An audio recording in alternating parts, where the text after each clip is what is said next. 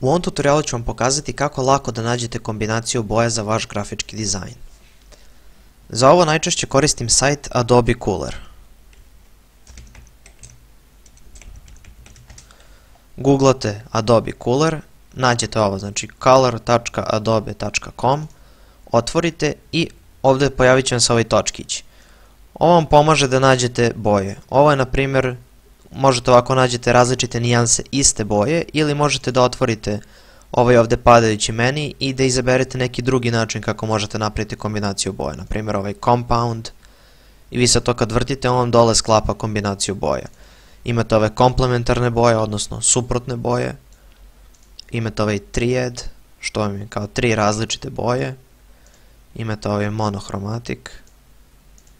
Imate ove analogne.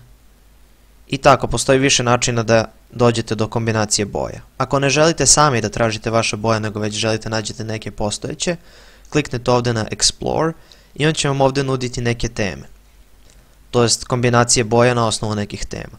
Vi možete sad ovdje da scrollate i da nađete nešto što vam se dopada, ili možete u search da kucate nešto što asocirate sa tim bojama. Na primjer, ako kucamo Google, izbacit će nam kombinaciju boja koju koristi Google.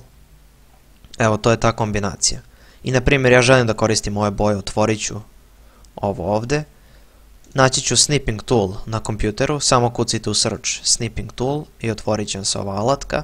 Idete na nju i uhvatite te boje.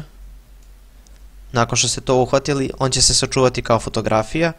Vi možete ovdje da idete na Save As, da sačuvate negdje na kompjuteru i zatim da ubacite u Photoshop ili Illustrator ili koji god program koristite kako bi koristili ove boje.